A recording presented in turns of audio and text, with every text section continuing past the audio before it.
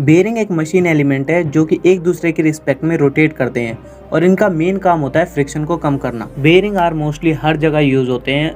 कुछ एग्जांपल है जैसे कि शिप इंजन हो गया, क्रैंकशाफ्ट हो गया, टरबाइंस हो गए, रोबोटिक्स हो गए, इनमें यूज होते हैं। अगर हम एक कार का एग्जांपल है तो इसमें जो यूज होती है बेयरिंग वो जगह है जैसे कि होगी फोर्स जनरेटिंग पार्ट, जैसे हमारा इंजन हो गया, इसके अंदर जो क्रैंकशाफ्ट होते हैं उनमें बेयरिंग लगा रहता है, टर्बोचार्जर में बेयरिंग लगा होता है, फिर आते हैं स्टेयरिंग्स भी लगे होते हैं। अगर ट्रांसमिटिंग ड्राइविंग फोर्स के ऊपर बात करें तो इसमें जो गियर बॉक्स होते हैं, डिफरेंशियल होते हैं और मैनुअल ट्रांसमिशन सिस्टम होते हैं, इन सब में भी बेयरिंग का यूज होता है। व्हील और एक्सल में भी बेयरिंग होते हैं। बेयरिंग का सबसे इंपॉर्टेंट काम होता है ये फ्रिक्शन को कम करता है और पार्ट के मूवमेंट के कारण जो हीट जनरेट होती है उसको भी कम करता है, वियर एंड टियर की प्रॉब्लम को भी सॉल्व करता है और ये रेडियल लोड और एक्सियल लोड को भी कम करने में हेल्प करता है। अगर बेयरिंग के टाइप्स के बारे में जानते हो, इसमें होती है बॉल बेयरिंग होती है, रोलर बेयरिंग होती है, प्लेन बेयरिंग होती है, फ्लूइड बेयरिंग होती है और मैग्नेटिक बेयरिंग होती है और जेवल बेयरिंग होती है। बॉल बेयरिंग के बारे में जान लेते हैं। बॉल बेयरिंग एक मोस्ट कॉमनली यूज्ड बेयरिंग होती है, ये आप सबने देखी होती है कि ऐसी दिखती है। और बॉल बेयरिंग के भी कई टाइप्स होते हैं जैसे डीप ग्रूव बेयरिंग।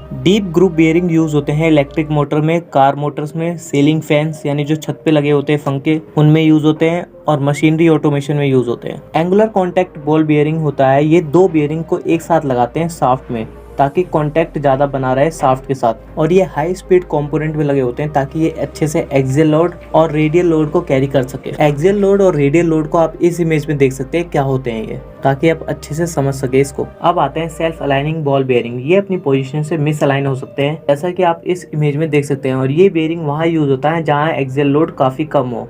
इसका एग्जाम्पल ले तो प्लम्बर ब्लॉक हो सकता है इसका एग्जाम्पल, ये भी एक तरह का बेयरिंग होता है। जानते हैं थ्रस्ट बॉल बेयरिंग के ऊपर। इस बेयरिंग का यूज वहाँ होता है जहाँ पर लोड काफी ज्यादा हो, जैसे कि हाई स्पीड ऑटोमोटिव हो गया, गियर बॉक्स हो गया, जहाँ पर हेलिकल्स गियर लगते हैं मॉडल व्हीकल्स में, वहाँ यूज होता है इन बेयरिंग का। अब जानते हैं रोलर बेयरिंग के ऊपर। रोलर बेयरिंग भी एक मोस्ट इंपॉर्टेंट बेयरिंग है। ये हैवी लोड के लिए यूज होता है मशीनों में और इसका यूज बेसिकली होता है रोटेटिंग शाफ्ट के लिए और ऑक्सीलेटिंग मशीन के लिए, जैसे कि हो गई शाफ्ट हो गया, एक्सल हो गया, व्हील हो गया, लोड ट्रांसफर करना हो दो मशीनों के बीच में तो इसका यूज करते हैं। रोलर बेयरिंग के भी कई टाइप्स होते हैं जैसे सिलेंड्रिकल बेयरिंग हो गया। इस बेयरिंग का जो साइज होता है कुछ सिलेंड्रिकल शेप का होता है और ये हैवी लोड में यूज करा जाता है और हाई स्पीड जो कंपोनेंट होते हैं उसमें यूज करा जाता है और इसमें फ्रिक्शन जो होता है काफी कम होता है, लो फ्रिक्शन होता है इसका। स्फेरिकल रोलर बेयरिंग भी सेल्फ अलाइनिंग बॉल बेयरिंग की तरह होता है, ये भी मिस अलाइन को परमिट करता है और इस बेयरिंग का यूज होता है विंड टर्बाइन में, मेन शाफ्ट जो होती है उनमें यूज होता है, बायोरेटिंग एप्लीकेशन होता है उनमें यूज होता है और हाई स्पीड एप्लीकेशन जो होती है उनमें यूज होता है इस बेयरिंग का। अब बात करते हैं निडल रोलर बेयरिंग के ऊपर, क्योंकि इसका जो रोलर होता है उसका जो साइज होता है वो डायमीटर के मुकाबले इसका लेंथ